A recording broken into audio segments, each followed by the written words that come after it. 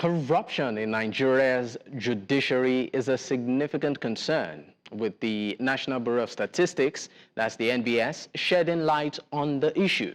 According to a recent survey conducted by the NBS in collaboration with the United Nations Office on Drugs and Crime, Nigerian judges are amongst the biggest recipients of bribes in the country. This report, titled Corruption in Nigeria, Patterns and Trends, reveals that public officials in Nigeria received a staggering 721 billion naira in cash bribes in 2023. Unfortunately, judges topped the list of the recipients, highlighting the pervasive nature of corruption in that sector. Well, joining me on the program at this time to discuss this is Debo Adeniran. Is the Executive Director, Center for Anti-Corruption and Open Leadership. I also have Auwal Musa Rafsanjani. Auwal Musa Rafsanjani is the Executive Director for the Center for, Civil Society Legislative Advocacy Center. Of course, both gentlemen joins me virtually. Thank you for your time, sir. Good evening, Dapo. All right. Thank you very much. Okay, it's great to have you on the program. Let me start off with you, Mr. Debo. What do you make of this report by the NBS? It is not surprising because for so long we have seen a kind of perversion and denial of people of the deserved judgment. I mean, justice in various courts, and the accusation is not today. It has always been there. It was only when the former Chief Justice of Federation, the first female, Aloma Mukhtar, came to office that she started the process of sanitizing the judiciary, but she was not allowed to complete that assignment before she left. Several judges have been indicted in the past, and several judges are supposed to be on trial even by now. And you also know that majority of the Attorney General of Nigerian Federation have been accused of colluding with some of the public officials that have been accused of corruption, of one corruption or the other, in perversion of justice. All of these have summed up to lead to the public perception that they don't even want to go to court, that they don't need to go to court because the court had turned out to be a marketplace for justice. I mean, the judicial officers that operates Nigeria judiciary seems to be businessmen and women who will only pander to the dictates of the highest bidder. And these have been embarrassing. And in fact, several businesses have folded up because they have lost, confidence in our judicial system. I'm talking about bribery as espoused by the NBS report. Several judges have been accused directly or indirectly of collecting bribes from litigants. And you also know that there was a time when men of DSS had to bust some judges' houses. And a number of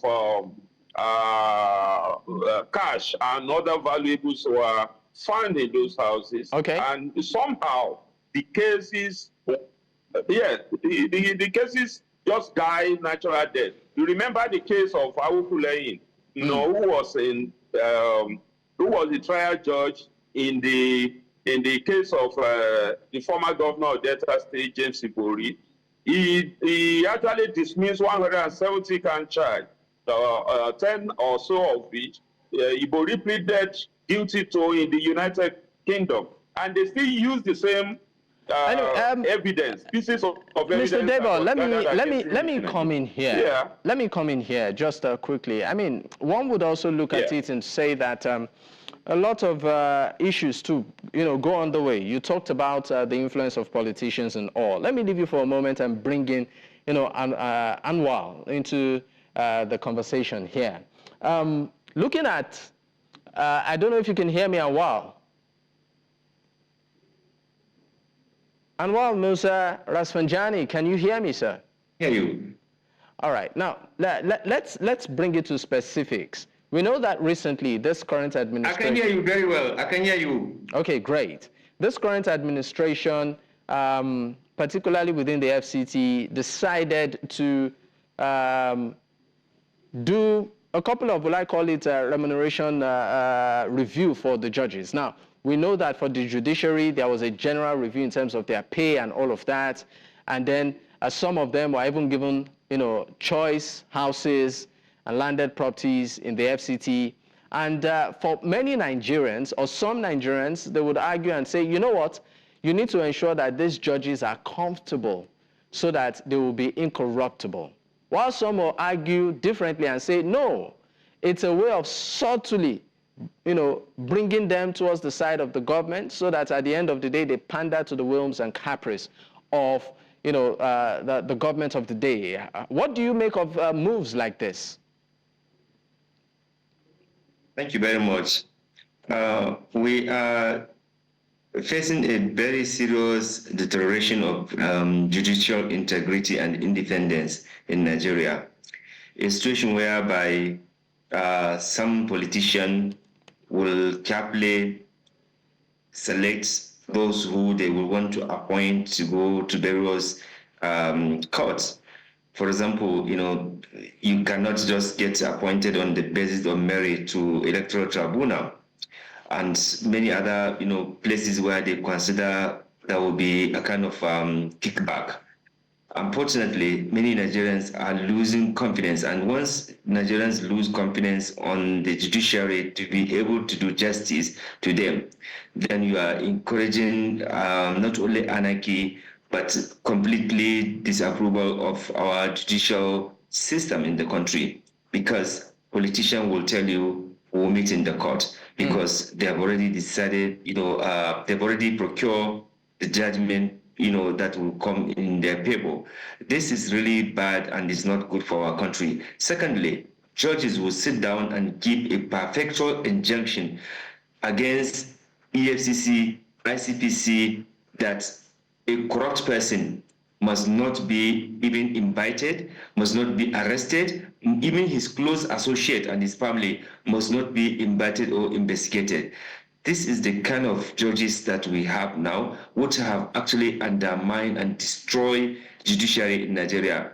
Therefore, there's every responsibility from the authority that matters to rise up to ensure that they do cleansing, internal cleansing in the judiciary, because some of these judges are bringing bad example, bad record, to the institution of judiciary and making judiciary to be for self.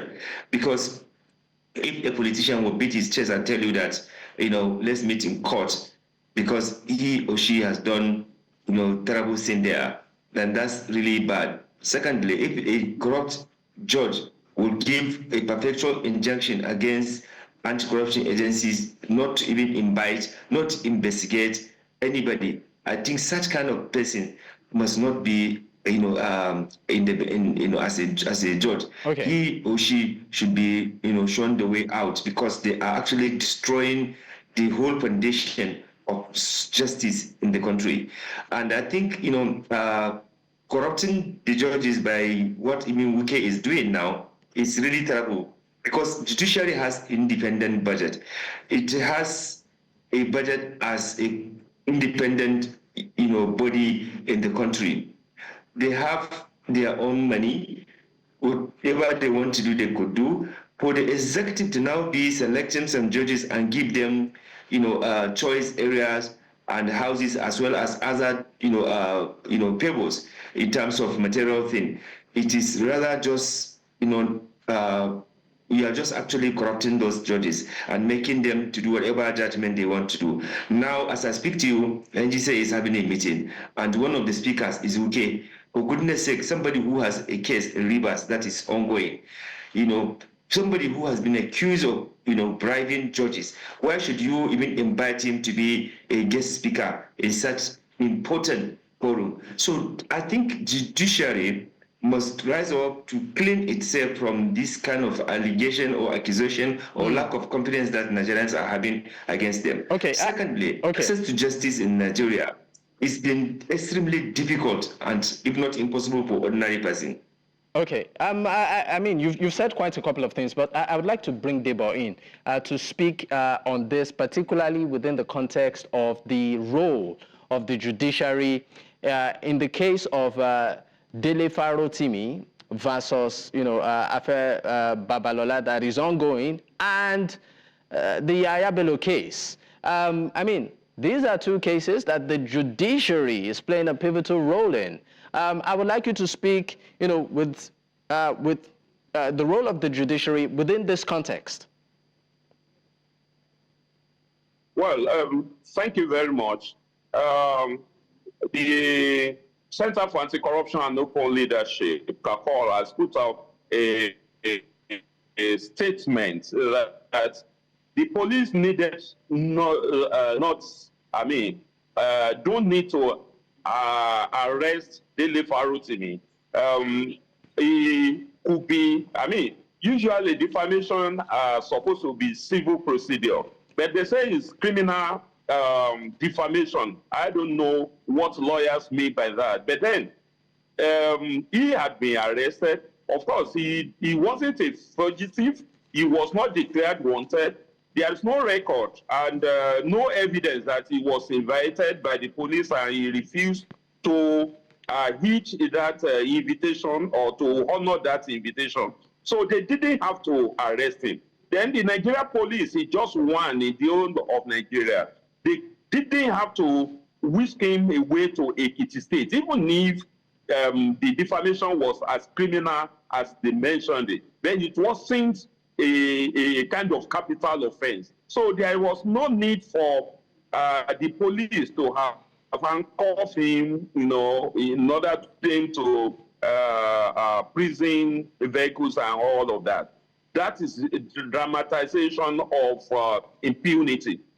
But then we have seen that. Then even if he committed that offense, why is it that the Lagos command of the Nigeria police couldn't take up the challenge? He didn't. I'm not sure that he committed that offense in Ekiti State. Just because the accuser lives in Ekiti State doesn't mean that the offense was committed in Ekiti State. And Dele Farotimi could have been questioned. Before we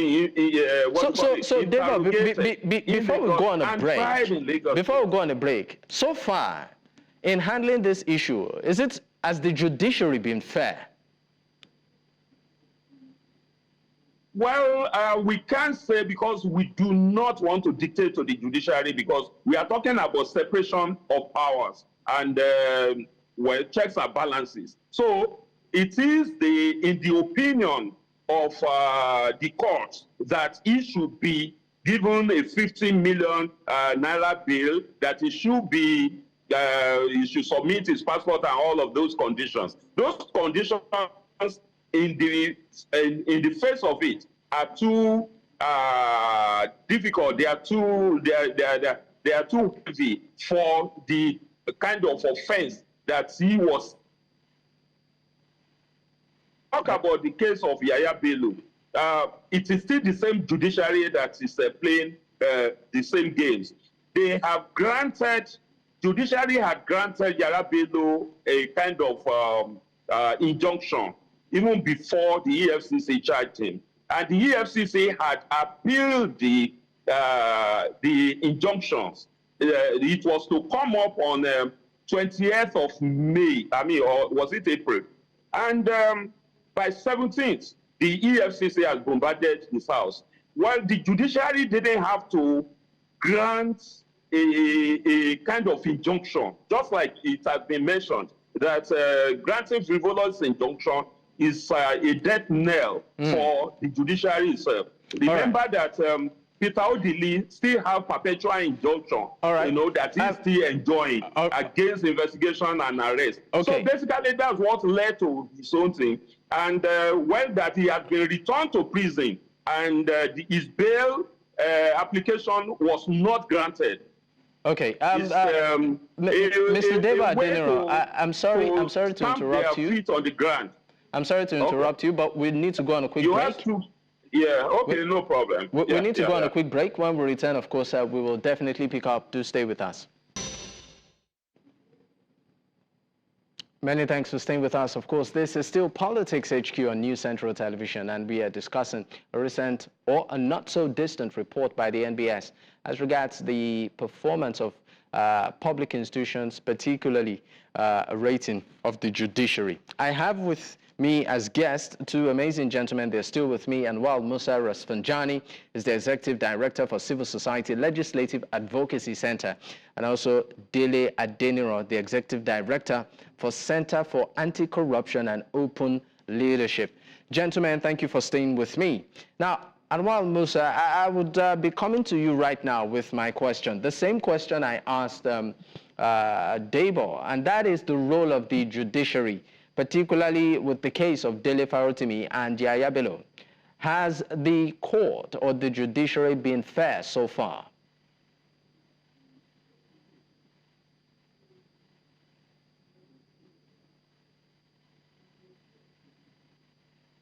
So, to be honest to you, Nigerians in the first place have been wondering why this injustice of, in the first place, arresting this very gentleman in the manner that he was arrested and bundled like a criminal. And this is what is ridiculing the country every now and then. The international community is watching our, criminal justice system. The international community is watching very well how some individuals are abusing their offices, because what has happened to this comrade is simply some people who believe that they have power, they have to misuse the power to violently and brutally violate the right of Nigerians. And I don't think it's good, for the image of the country. And even those who perpetrated this action, their reputation has already gone down. And therefore, there's no gain in perpetrating injustice and making someone to look as if he had committed any criminal offense. Even if somebody had committed an offense, there's a procedure, there's a process that you could actually seek for redress on whatever you think you have been wrong against. But to use the state machinery to perpetrate this, I think tomorrow people will answer this impunity. No matter how long it will take, there will be a time when people will have to answer this impunity. And the people that perpetrated this definitely will go in a very bad record as people who are aiding impunity and people who are aiding, brutal violation of the rights of Nigerians. So if the court, in its own, fairness, they think that in this country where somebody is not a looter, where will he get the kind of money for bail? I think some of these judges, they need to know that not every Nigerian is a thief. It's a corrupt person that can go that brings me to this specific question. I'm sorry to interrupt you. Amount of money for a bail, it means that you have assumed that everyone is looter. This guy does not have this money. And you have made it impossible for him to do that. It's like giving with one hand and taking with one hand. For goodness sake, it's just like the judge that give, bail for the children that were in the first place illegally, unfairly, inhumanly arrested, and he was asking them to pay huge amount of millions, which even their parents could not even raise transport fare, come to Abuja, but he was asking for millions of naira for each person, for each child, to be bailed. Something is wrong in the psyche of some of these judges. We need to stop this kind of madness that is going on in Nigeria. This is not administrative justice system. What we are saying is just gang of people who just want to continue to ridicule the country. All right, thank you so much. Just before we go, because we are really pressed for time, Debo Adeniran, 30 seconds. I would just like to take your final thoughts on this. 30 seconds, please. Well, I believe that the judiciary has smeared its own image, and it is only the judiciary that can launder it anyway. And of course, there are so many complaints against the judiciary. the NJC had not been helping matters because the petitions before them are usually not treated with urgency that they desire. Then most of their men and women that have committed various serious offenses against the Nigerian people, against the Nigeria as a nation, have not been adequately brought to book. Granted that a few of them have actually been disciplined. Michael Adwaka, Justice Auwal Musa, and a few others have been disciplined in a way. But then those who deserve to be disciplined are still much more than what we have seen. So they have to cleanse themselves. They have to kind of launder their own image. Even the law officers, the lawyers, also need disciplinary action being taken against them when they aid criminals to escape justice. That will be a way to have a kind of impartial judiciary that we deserve. All right. Gentlemen, thank you so much for your time on the program. I deeply appreciate your, of course, insights and inputs. Thank you once again.